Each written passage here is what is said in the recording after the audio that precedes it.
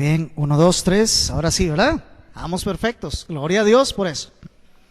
Dios es bueno. Voy a leer algunos versos del Salmo número 19 a fin de que nos concentremos y le roguemos juntos a Dios que nos dé sabiduría, que nos permita concentrarnos. La ley del Señor es perfecta, que restaura el alma. El testimonio del Señor es seguro, que hace sabio al sencillo. Los preceptos del Señor son rectos, que alegran el corazón. El mandamiento del Señor es puro, que alumbra los ojos. El temor del Señor es limpio, que permanece para siempre. Y los juicios del Señor son verdaderos, todos ellos justos, deseables más que el oro, sí, más que mucho oro fino, y más dulces que la miel, que el destilar del panal. Además, tu siervo es amonestado por ellos. En guardarlos hay gran recompensa.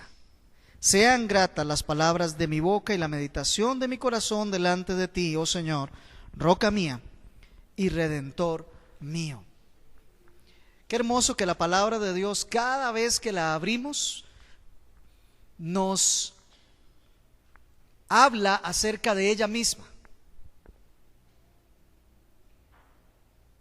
Ella misma se autentica o se acredita por sí misma. Y nosotros lo único que debemos hacer es verdaderamente procurar concentrarnos, abrir nuestro corazón, abrir nuestra mente para permitirle al Espíritu Santo que haga la operación en nosotros a fin de que podamos comprenderla, aprenderla y ponerla en práctica, enseñarla. De eso se trata. Y pidamos a Dios que esa operación tenga lugar en esta mañana, también en esta porción del culto. Así que yo quiero pedirle que usted me ayude a predicar hoy. Usted me puede, no sabe si sabía que usted me puede ayudar a predicar, pero para que yo pueda predicar y pueda transmitir lo que el Señor quiere de su palabra a la iglesia, definitivamente un componente esencial en la preparación durante el proceso y posterior a la predicación, un componente esencial es la oración. Así que yo sé que usted me puede ayudar en eso para que yo pueda predicar. ¿Qué le parece? Juntos vayamos al Señor. Oh Dios, tú has sido bueno con nosotros y bueno en gran manera. Solo podemos decirte gracias y sentarnos. Así como un niño, Señor, sin pretensión alguna más que extender la mano y recibir lo que de ti proviene. Ruego, Señor, que en esta mañana tú nos concedas a todos los que estamos acá la operación del Espíritu Santo a fin de que podamos alcanzar la comprensión de lo que tú quieres en tu palabra. Y yo particularmente quiero pedirte, Señor, que quites de mí toda idea preconcebida y todo entendimiento que mi carne, mi corazón quiera meter y sea restringido por completo a que solo la operación de exposición de tu palabra hecha por el Espíritu Santo tenga lugar. Úsame como instrumento para ello, lávame, límpiame, Señor, y ruego que junto con mis hermanos hoy tengamos un tiempo de alimento espiritual en tu palabra en este tiempo. Te lo pedimos en el nombre de Jesús. Amén y amén. Estamos en el mes de celebración de la Reforma, esa época de la historia de la iglesia cuyas extensiones podemos encontrar hasta el día de hoy. Y por supuesto, vamos nosotros también a encontrar algunas lecciones que podemos extraer de la Reforma. Y ese es el título de mi sermón en esta mañana. Algunas lecciones extraídas de la Reforma. El tema que me lleva hoy es la autoridad de las Sagradas Escrituras. Y de introducción hemos de decir que el periodo de la Reforma protestante ha dejado muy variadas enseñanzas y muy valiosas, por cierto. esta época de la historia de la iglesia marcó una etapa muy importante en lo que corresponde a la erudición y sobre todo en la transformación interna del corazón del hombre, que permitió impactar a la sociedad, incluso a los gobiernos de toda Europa. Por supuesto, con extensión también a nosotros aquí en Occidente.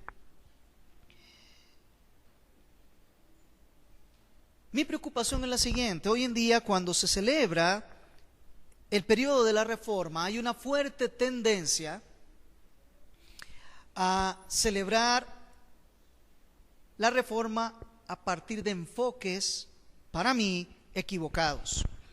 En muchos casos se realizan grandes esfuerzos en honor de elevar el nombre de los reformadores. Hoy en día encontramos muchas congregaciones que saben en qué año nació Calvino, en qué año murió Lutero. Hoy saben la historia completa de Zwinglio y algunos pre-reformadores también. Saben cuál es la fecha exacta de la dieta de Worms, en donde Lutero elevó sus frases tan famosas en la historia. Pero ¿será eso lo que el Señor quiere que nosotros rescatemos del periodo de la Reforma? Otros tal vez no se enfocan tanto en los reformadores, sino que se enfocan con mucho ahínco en los escritos de los reformadores, al grado de que incluso a nivel de discusiones teológicas le dan muchas veces a los escritos de los reformadores la autoridad de palabra final cuando hay alguna discusión teológica. Pregunto otra vez, ¿será esa la forma en que nosotros debemos de celebrar la Reforma protestante? Mi intención honestamente es alejarme de ese tipo de enfoques que pone la mirada en los reformadores o en su erudición. Mi intención es que pudiéramos empezar en esta mañana a evaluar la condición de la iglesia para el tiempo de la Reforma y lo que Dios, el Espíritu Santo, hizo en su iglesia durante el periodo de la Reforma, de tal manera que pudiésemos nosotros alcanzar algunas lecciones del obrar de Dios en su iglesia durante el periodo de la Reforma. Y entonces comenzamos un poco con la historia, y siguiendo, hermano, la línea que se trae. Podríamos analizar un poco acerca de qué había en el ambiente cuando se gestó precisamente la Reforma. Y lo primero que nosotros vemos es cuál era la condición reinante en la iglesia. ¿Qué era lo que estaba ocurriendo en la iglesia? Que dio paso, que hizo que el Señor tomase la decisión de producir un movimiento de reforma. Bueno, la realidad es que la iglesia, para la época de la Reforma, estaba atravesando por un oscurantismo y un analfabetismo bíblico. La palabra de Dios había sido dejada de lado, había sido ocultada a la mayoría de las personas y estaba reservada solamente en el clero, solamente en el gobierno de la iglesia. La palabra de Dios solamente se podía leer en latín y eran muy pocos los que tenían la capacidad, aún dentro del gobierno o de los gobernantes de la iglesia, eran muy pocos los que tenían la capacidad de poder leer en latín.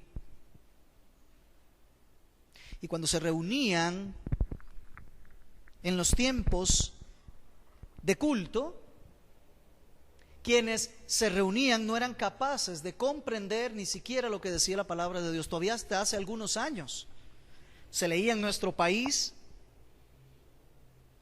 en la Iglesia Católica Romana, el Evangelio en latín, que dejaba a todos sin comprensión alguna. Y luego tenían que depender de lo que dijese el sacerdote, el líder de la iglesia, la cúpula gobernante, que tenía tantas pretensiones de autoridad civil y autoridad política que transformaban la bella palabra de Dios, quitándola del medio y poniendo sus propios intereses. Y esto era lo que se enseñaba a la gente. De tal manera que la palabra estaba lejana de la iglesia en general. Incluso la iglesia católica romana hacía vivir al pueblo engaños continuos y no les mostraba la vida de Dios. Se llegó al colmo de prohibir la traducción de la Biblia al lenguaje del pueblo. Eso era prohibido. Eso era una herejía. Sumían al pueblo en enseñanzas que eran convenientes políticamente. Estas eran, claro, armas para establecer un dominio del pueblo de Dios sin la palabra de Dios. Se incluían herejías que políticamente eran convenientes en la institucionalización de la iglesia. Prácticas contrarias a la justicia y a la misericordia eran los que venían directamente del papado. Cuando vemos que uno de los detonantes para que la reforma iniciara formalmente fue precisamente la bula, la venta de bulas papales, prometiendo el perdón de los pecados y cosas como esas. La iglesia se alejó por completo del fundamento de sí misma, que es la palabra de Dios. Pero, amados hermanos, quiero decirle que aunque eso ocurrió allá, por allá del año 1300, 1400, 1500, 1600 de nuestra época, eso no ha sido nuevo en la iglesia del Señor. Me refiero a este fenómeno de alejarse de la palabra de Dios. No es un fenómeno que ocurrió solamente en esa época, sino que parece, al estudio de la historia de la iglesia, parece que la iglesia tiene una tendencia natural a estar alejándose continuamente de lo que Dios dice. Parece que es como una enfermedad que portamos. Siempre está latente la naturaleza humana que nos lleva en una dirección contraria. Mire, como ya en tiempos del Nuevo Testamento, Pablo le advierte a los Gálatas que luego de que él llegó y les dejó el Evangelio, a unos pocos años recibe anuncio de cómo está la iglesia en Galacia, y él se sorprende que se hayan alejado tan rápido de la palabra que les dio nacimiento. Y en Gálatas 1:8 él advierte, dice: pero si aún nosotros, un ángel del cielo, os anunciara otro evangelio contrario al que hemos anunciado, sea anatema. Y estamos hablando de que Pablo escribe apenas en la primera mitad del primer siglo de nuestra era. Y ya la iglesia recién nacida está alejándose de la palabra de Dios. Es sorprendente cuán fácil es que nos desviemos de la palabra de Dios. Pablo llama a los líderes de la iglesia en Éfeso, allá en Hechos capítulo 20, y les dice de la siguiente forma, después de despedirse y de decirles que no va a regresar más, les dice a ellos: tened cuidado de vosotros y de toda la grey en medio de la cual el Espíritu Santo os ha hecho obispos para pastorear la iglesia de Dios, la cual Él compró con su propia sangre. Sé que después de mi partida vendrán lobos feroces entre vosotros que no perdonarán al rebaño, y que de entre vosotros mismos se levantarán algunos hablando cosas perversas para arrastrar discípulos tras ellos. Hechos 20, del 28 al 30. Otra vez estamos apenas en el primer siglo, y Pablo ya advierte que él tiene por seguro que en los tiempos venideros habrá gente encubierta que se va a infiltrar y que va a alejar a la iglesia del evangelio. Y le dice: y de ustedes mismos se van a levantar algunos.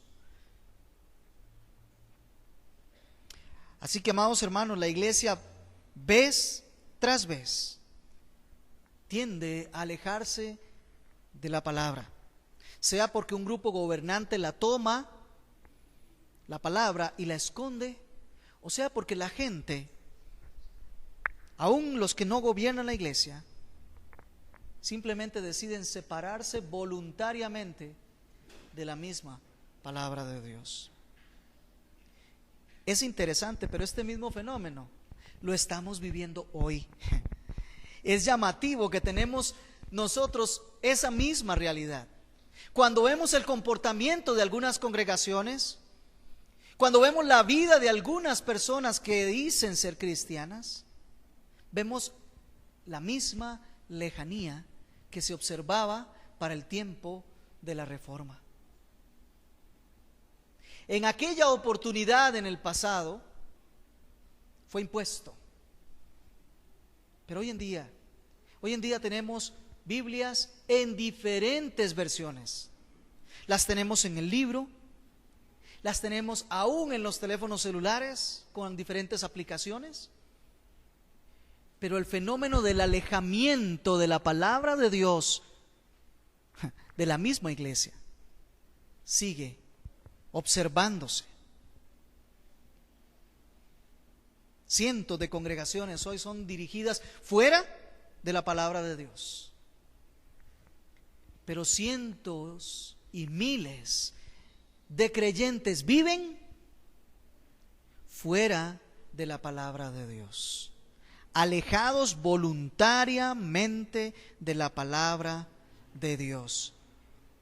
Judas sabía de este fenómeno y escribió en el verso 4 de su epístola: pues algunos hombres se han infiltrado encubiertamente, los cuales desde mucho antes estaban marcados para esta condenación, impíos que convierten la gracia de Dios en libertinaje y niegan a nuestro único soberano y Señor Jesucristo. Se han infiltrado entre nosotros algunos, dice Judas, que de antemano ya estaban destinados para que vivieran esta forma de condenación. ¿Cuál? Convertir la gracia de Dios en libertinaje y negar con esto a nuestro Señor y Salvador Jesucristo.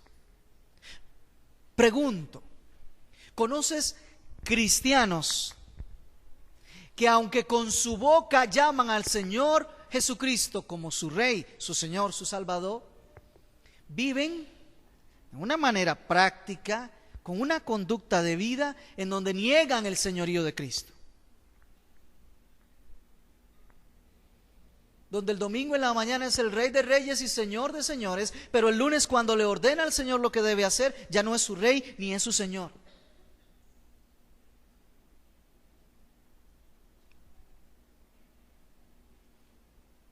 Es la realidad de la iglesia. Y no fue así tampoco de diferente con el pueblo de Dios, el pueblo que Él escogió, el pueblo del Antiguo Testamento. No fue diferente. Incluso el género humano, en términos generales, tampoco fue diferente. Ya apenas vemos el tercer capítulo de Génesis y vemos al hombre alejándose de la palabra de Dios. La primera pareja que había recibido un único mandamiento, una única palabra, un único mandato, y le vemos alejándose de lo que Dios había dicho. ¿No le parece interesante? Siguió esa primera pareja la propuesta de Satanás, siguió las herejías, estableció otra autoridad y por allí siguió su camino. Luego vemos al Señor dejando los mandamientos aún escritos al pueblo, para que ya no tengan que depender de la memoria, sino que ahora tengan algo cierto, escrito, para que lo puedan leer todas las generaciones, para que se pueda estudiar. Y estas son las palabras de Dios a Moisés, cuando ya Moisés está para morir. Deuteronomio 31:16. He aquí tú vas a dormir con tus padres, le dice Dios a Moisés. Y este pueblo se levantará y fornicará tras sus dioses, tras dioses extranjeros de la tierra en la cual van a entrar, y me dejará y quebrantará el pacto que yo hice con él. Debió ser triste para Moisés saber que ya estaba por morir y saber que aquel pueblo que le había guiado y que se habían guiado y que se habían alimentado y que habían sido protegidos por la palabra, la voz de Dios que salía y se las entregaba. Dios le dice a Moisés: ellos van a dejarme por otros dioses y se van a alejar de mis pactos, de mis promesas, se van a alejar de mí. Y es interesante, Dios le dice a Moisés de seguido: entonces escribe un cántico con estas cosas, podemos llamar claramente un cántico profético, para que ellos lo aprendan, desde los más niños, aprendan lo que les va a ocurrir, para que sepan que yo estuve con ellos, que los amé, que los cuidé, que les di mi palabra, pero ellos me van a dejar por sus dioses y luego yo voy a traer sobre ellos el juicio por haberme dejado. ¿Se imagina a los niños entonando un cántico de lo que les va a pasar en el futuro? Más adelante, tanto se alejó el pueblo de Dios de la palabra de Dios, que vemos lo que ocurre apenas unos cuantos libros adelante, 3 libros adelante. Y mire cómo termina el libro de Jueces, en Jueces 21-25. En esos días no había rey en Israel, y cada uno hacía lo que le parecía bien a sus ojos. En esos días no había rey en Israel, pero la palabra del rey de Israel estaba ahí. Y cada uno hacía lo que bien le parecía a sus ojos. En buen tico, lo que le daba la gana. Cada quien era su propio rey. Cada quien era su propio señor. Es triste, ¿no? Bueno, surge allí entonces el deseo del pueblo de Dios de tener un rey, un gobernante humano. No les fue suficiente tener al gobernante divino, sino que quieren tener un rey humano, para que ese rey humano establezca leyes sobre ese pueblo, para guiarse por las leyes de ese rey humano, porque no están conformes con las leyes de Dios. Vemos ese reclamo del pueblo a Dios para que le dé un rey allá en 1 de Samuel capítulo 8. Es cierto, David, Salomón se encuentran dentro de los reyes que regresaron a la palabra, que quisieron estar con la palabra de Dios y gobernaron con la palabra de Dios. Pero ¿cuántos reyes más completamente establecieron sus propias leyes, sus propios decretos, vivieron como ellos quisieron? Y fue tanto, y fue tan grave, que vemos que para el tiempo del rey Josías, de pronto se le ocurrió a Josías mandar a limpiar el templo. Imagínense cómo estaba el templo, ahí no habían servicios, ahí no había. Y se encuentra la palabra de Dios de casualidad ahí. El pueblo de Dios de casualidad se encuentra la palabra de Dios. Josías se humilla ante la lectura de la palabra de Dios y ordena una serie de reformas al pueblo y al templo, fundamentado ¿en qué? En lo que él escuchó. Y ahí se hizo una reforma del templo y una reforma de todo el pueblo. Desde el gobierno, todo se reformó a partir de la palabra de Dios. Y Dios le dijo a Josías: porque fuiste reverente y te humillaste, mientras tú sigas gobernando no voy a traer sobre el pueblo lo que el pueblo se merece. Pero una vez que tú mueras, el juicio ya está dado y no se va a detener. No cesaron los profetas de advertirle al pueblo de Dios una y otra. No dejen los decretos de Dios, ajustense a los mandamientos de Dios, observen lo que Dios ha dicho, salgan de la desobediencia, salgan de la iniquidad, practiquen el amor, la gracia. Y el pueblo no atiende, no escucha. Y el Señor usa pueblos extranjeros para que sean su látigo, para que sean su instrumento de justicia. Y se los llevan. Y se van esclavos. Hasta que por la gracia de Dios, Él les permite regresar cuando trae a la lectura Ciro los rollos del profeta Jeremías que decían que el pueblo debía regresar, establecer el culto al Señor y ajustarse a la ley de Dios. Un hombre había dedicado toda su vida, entre todos ellos, a estudiar la palabra de Dios, a vivir la palabra de Dios y a enseñar la palabra de Dios. Y este hombre es comisionado para que regrese con el pueblo y establezca toda la reforma que es necesaria para que el pueblo vuelva a tener comunión con su Dios, fundamentado en la palabra. Saben que estoy hablando de Esdras. Viene luego con Nehemías. Y lo primero que hace Esdras y Nehemías juntos es leer el libro de la ley de Dios allá en el capítulo 8 y ponerle el sentido y explicarle a la gente lo que se trata la palabra de Dios. Y a partir de esa lectura, ese pueblo toma decisiones que transforman su entorno, porque ahora son guiados por la palabra de Dios. Vez tras vez, el Señor usa su palabra para traer a su pueblo otra vez a tiempos de refrigerio con Él, porque el pueblo tiene esa costumbre de estarse alejando continuamente. ¿Qué pasó en el tiempo de la Reforma? En el tiempo de la Reforma oímos un gran grito, una proclama, un estandarte de los reformadores que dice: sola Escritura.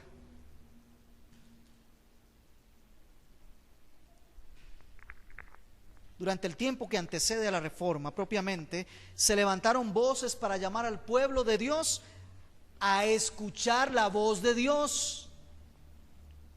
Vemos por ejemplo a Juan Wycliffe en el año 1330 y hasta el 384, profundamente preocupado por la proclamación de la palabra de Dios. Denunció a aquellos que predicaban otras cosas que no era la palabra de Dios y le ordenó al pueblo que dejara de escuchar a aquellos que predicaran cualquier otra cosa que no fuera la palabra de Dios.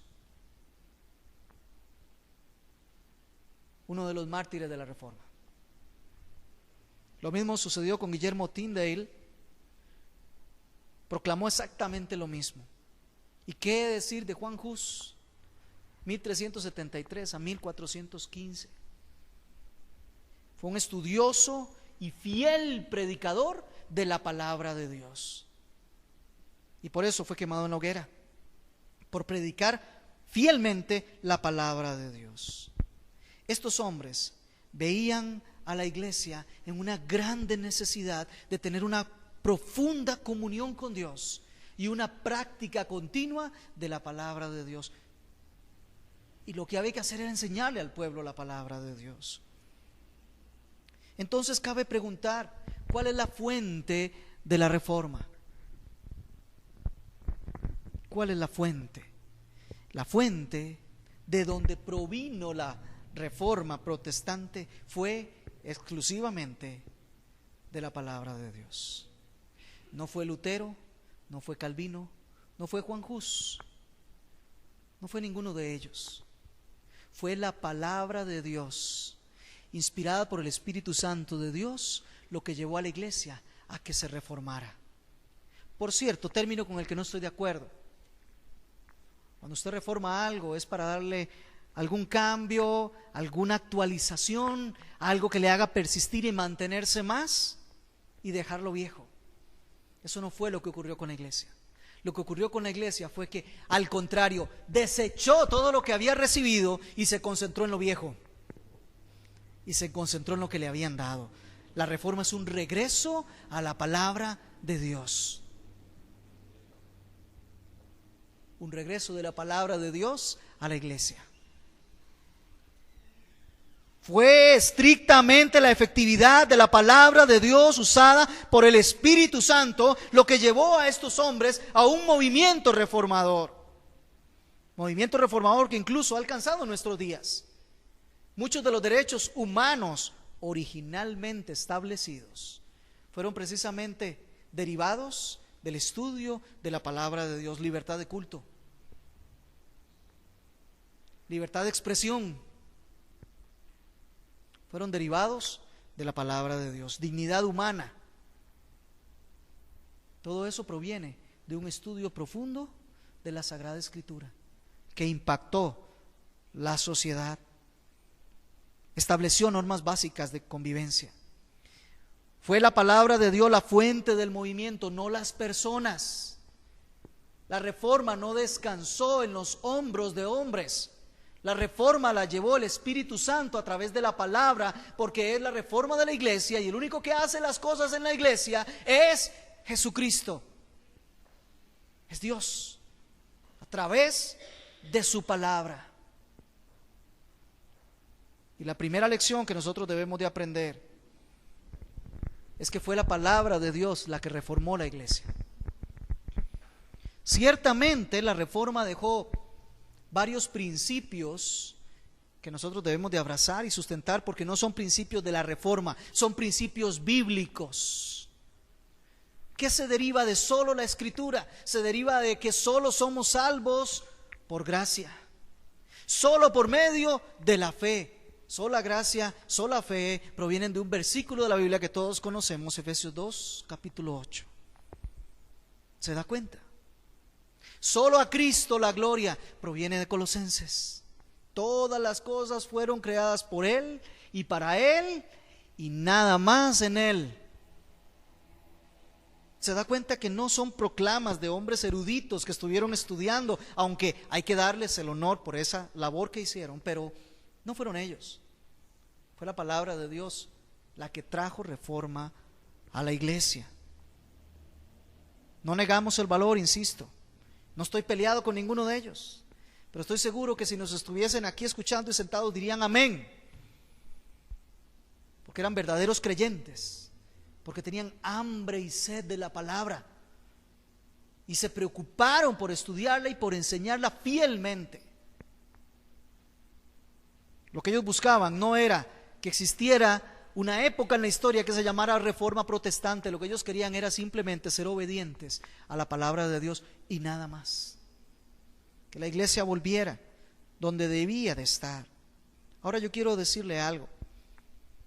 Pareciera lógico que la iglesia tan madura como estamos hoy, estamos hablando que la reforma fue en 1500, 1600 cuando nacieron las confesiones, pero podríamos decir que hoy, 300, 400 años después, nosotros debimos haber madurado y no tener que estar otra vez insistiendo lo mismo. Pero curiosamente, ¿sabe cuál es el principio que la iglesia ha dejado de lado? El principio de sola Escritura.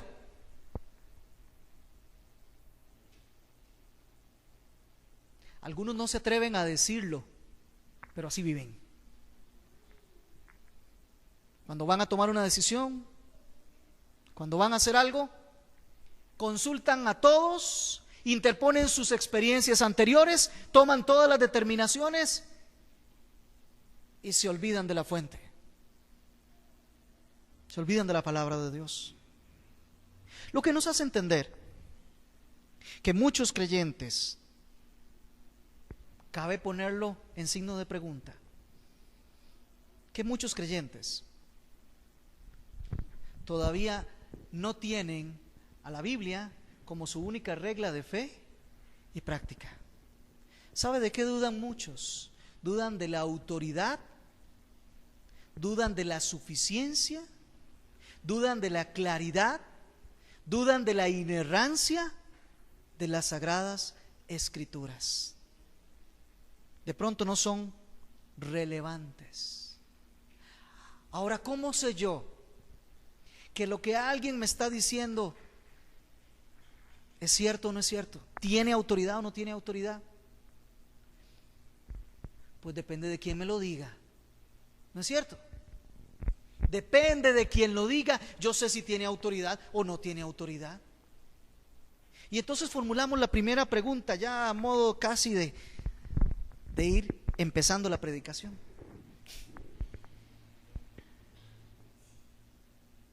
¿Tiene autoridad las Sagradas Escrituras?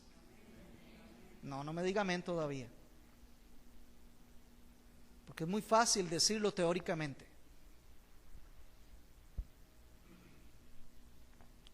Las decisiones que usted toma, puede decir, yo las saqué del versículo tal, del libro tal.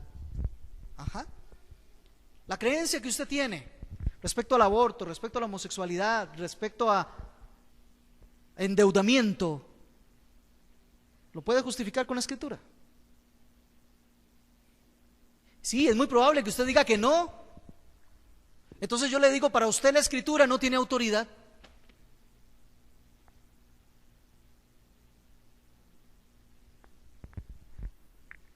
Se sabe que una voz es autoritaria o tiene autoridad dependiendo de quién lo diga. ¿Usted sabe quién habla en la Escritura? Es Dios hablando. La Escritura es Dios hablando. Si usted quiere oír la voz de Dios, simplemente abra la Escritura y léala en voz alta y la está escuchando. Es la palabra de Dios, por eso se reconoce así, palabra de Dios, porque salió de Él. Y déjeme decirle que usted no se puede olvidar nunca de Números 23, 19. Por favor, léalo, apréndaselo, remárquelo, para que usted sepa si tiene autoridad o no tiene autoridad la Escritura. Literalmente dice, Dios no es hombre para que mienta, ni hijo de hombre para que se arrepienta. ¿Lo ha dicho Él y no lo hará? ¿Ha hablado y no lo cumplirá? Lo que está escrito desde el primer verso de Génesis hasta el último de Apocalipsis es palabra de Dios. Y Él no miente. El silogismo, si es que nos metemos con la dinámica aristotélica, el silogismo es el siguiente: la Biblia es la palabra de Dios, Dios no miente. Entonces, ¿qué resulta? Que la palabra de Dios es verdad, no miente. ¿No fue Jesús quien dijo eso? Señor, santifícalos en tu verdad, tu palabra es verdad. Que alguien tenga la objeción y levante la mano y diga, ¿en qué el Señor mintió? Que alguien lo haga. Que diga que algo que lo que está escrito en la Biblia no es cierto.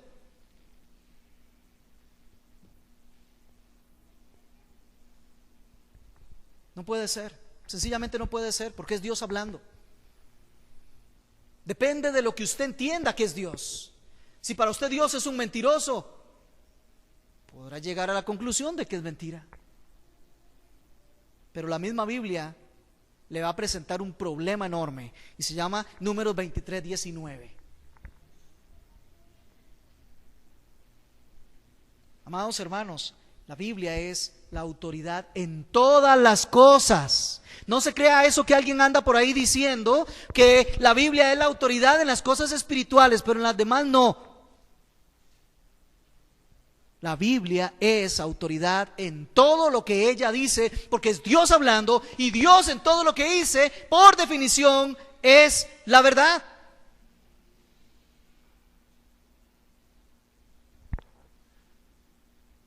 Y además, alguien por ahí argumenta, bueno, pero es que La Biblia fue escrita por hombres. Vaya. Entonces nos metemos con otro detalle. Y es el detalle de la inspiración. Ya hablamos de la autoridad, ahora vamos a ver la inspiración. Vamos por favor a Primera de Pedro 19. Perdón, Segunda de Pedro, la cita aquí está mal. Segunda carta de Pedro, capítulo primero, verso 19 al 21. Por favor, ponga atención. El Señor inspiró a los escritores de la Biblia. Verso 19 del capítulo primero de Segunda de Pedro.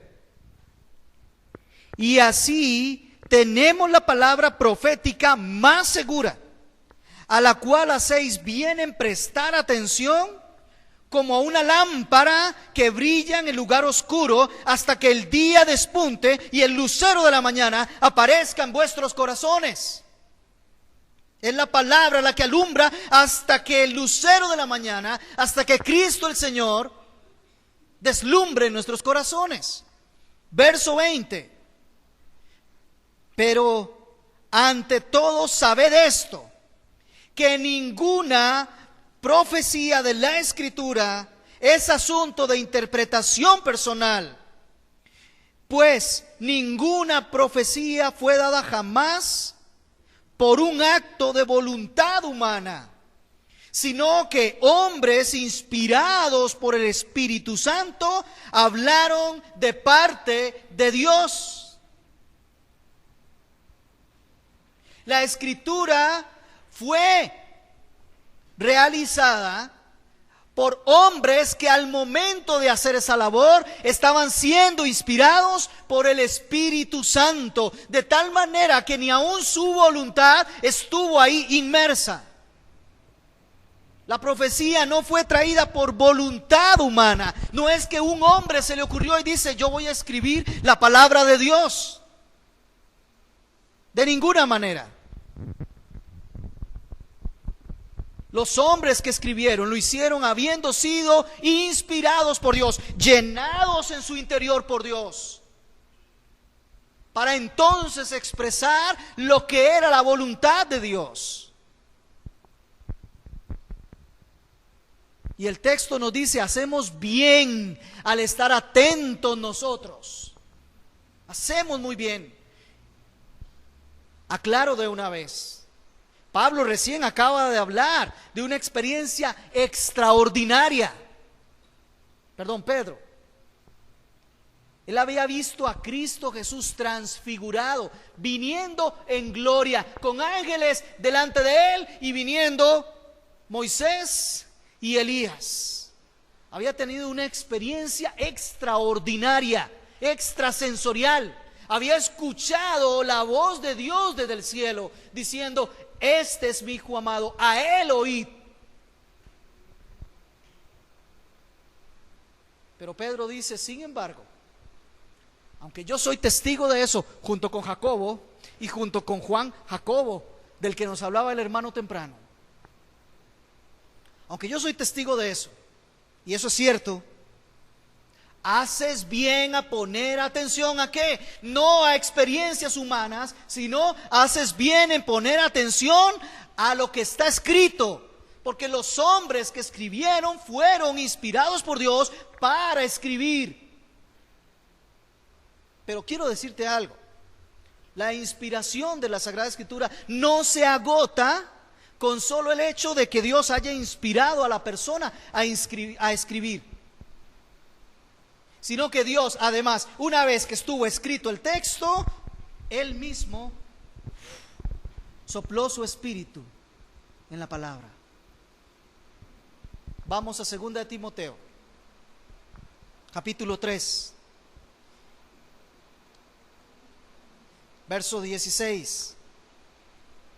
2 de Timoteo 3, 16. Toda escritura es inspirada. La palabra ahí, teonustos, teo de Dios y nustos de soplo. Toda la escritura es soplada por Dios, es llevada por Dios, como el bote en el mar que tiene una vela y que espera que venga el viento para ser enviado. Toda la escritura es inspirada por Dios y ve los propósitos que cumple. De tal manera que la Biblia misma declara que ella fue escrita por hombres inspirados y que una vez que estuvo escrito, Dios mismo inspiró esas sagradas escrituras. Las llenó de su Espíritu Santo. La palabra de Dios es la autoridad de Dios porque está inspirada por Dios. Es la verdad, es la autoridad. No te vas a encontrar nunca un libro que reclame ser inspirado por Dios. Ni mucho menos que puedas comprobar que sea así como la Sagrada Escritura.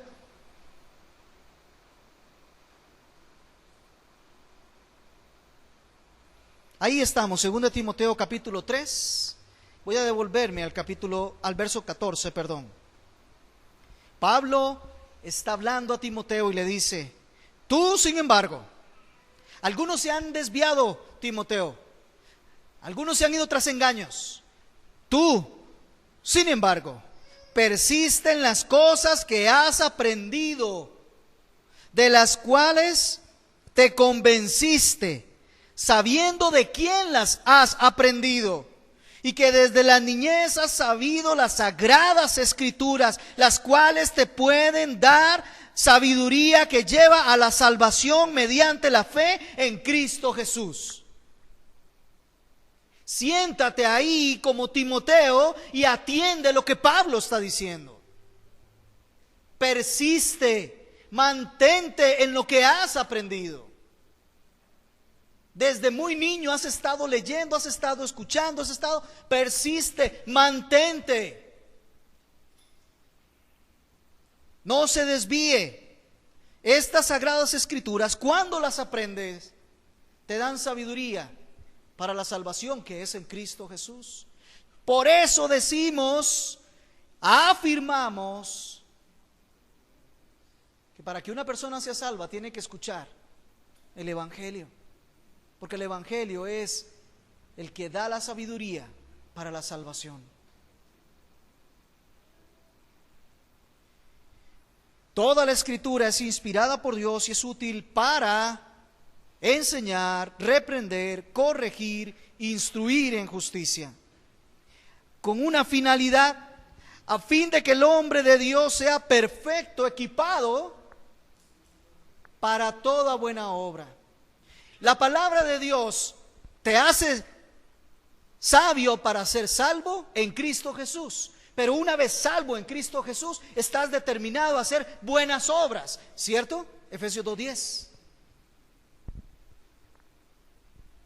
Y todo lo que necesitas para hacer las buenas obras, ¿lo encuentras dónde?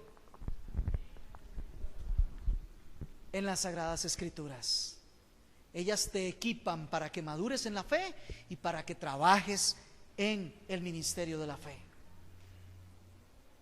Amados hermanos, la palabra de Dios es un libro que no es un libro histórico, no es un registro biológico, ni siquiera geológico. Pero todo dato histórico, biológico, geológico que tiene es verdad. Lo declaro firmemente ahora. Todo dato histórico, biológico, químico que tenga, en cualquier área del saber, es verdad. Y si la ciencia descubre que eso no es así, el que está errado es la ciencia. Porque el que está hablando aquí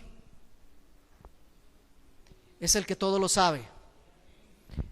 Por definición, la verdad es lo que Dios ha dicho. No existe norma superior de verdad a lo que Dios haya hablado nunca. Los científicos llegan a conclusiones a partir de una colección de datos en donde no se sabe si los colectaron todos. Pero Dios lo sabe todo. Por eso puede hacer afirmaciones que son verdad. Y por cierto, la palabra de Dios no solo es autoritaria, no solo es inspirada, sino que hoy vamos a ver también que la palabra de Dios es inerrante. ¿Qué significa inerrante? Significa que no tiene errores. Si la palabra de Dios es la verdad, ¿qué campo hay para los errores? Sé que van a venir a decirte que la palabra de Dios tiene errores. Yo sé que sí te lo van a venir a decir, claro. No tiene errores. Cualquier aparente contradicción es eso. Aparente contradicción. Pero cuando lo estudias realmente y lo llevas al profundo, al final hablamos. Cuando lo llevas al estudio profundo, te das cuenta que no existe ninguna contradicción. Eso le pasó a Lutero, hablando de la Reforma. Lutero mencionó en cierto momento de su tiempo de estudio que la carta según Santiago era una carta de paja, que para él no estaba dentro del canon, que no tenía la misma autoridad que el resto de la Escritura, porque para él se contrapone a lo que decía Pablo de la salvación por gracia, por medio de la fe, y Santiago habla de obras. Entonces para él, en un estudio inicial, esa no debía ser una carta del canon. Sin embargo, luego de estudiar la profundidad, el que tradujo la Escritura al alemán fue Martín Lutero. Tradujo la Biblia completa y no sacó nunca de lugar a Santiago. Ya lo había comprendido.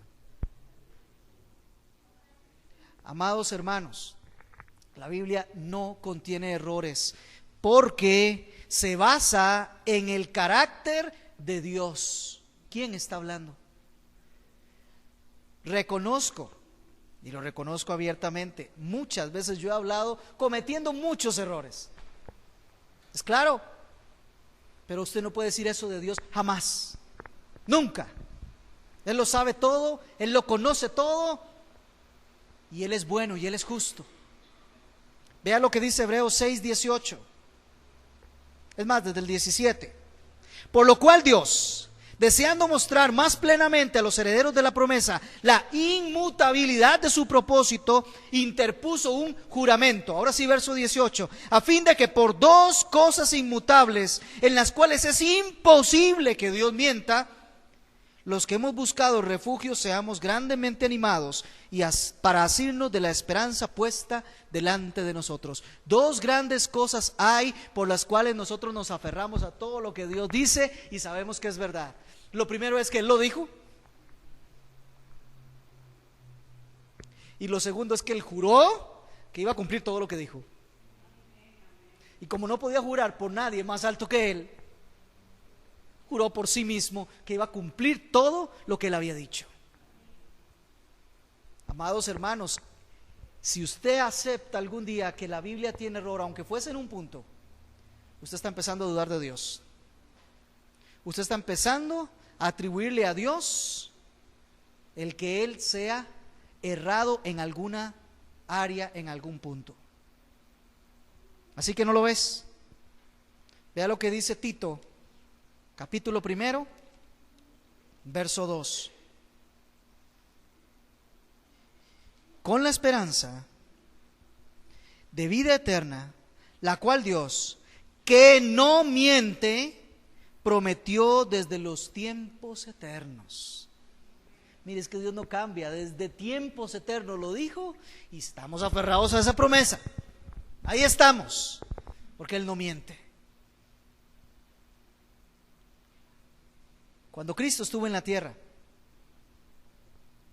nuestro Señor Jesucristo estuvo en la tierra, Él certificó toda la Escritura cuando dijo en Mateo 5:18: porque en verdad os digo que hasta que pasen el cielo y la tierra, no se perderá ni la letra más pequeña, ni una tilde de la ley, hasta que toda se cumpla. Y a eso decimos amén. En el original, Cristo dijo, no se pierde ni una J. En griego, las letras tienen diferentes tamaños. La letra más chiquita en griego era la J. Era apenas una pequeña rayita, casi como una coma. La más pequeñita de todas. Ni siquiera esa va a dejar de cumplirse. Todo se va a cumplir, porque es palabra de Dios. La Iglesia históricamente ha afirmado que la Biblia es su autoridad. Yo le pregunto, ¿usted también afirma que la Biblia es su autoridad? ¿Para usted también es inerrante y también es inspirada y se guía por ella? Si es así, como decía un viejo cántico, de la misma iglesia somos. Somos de la misma iglesia.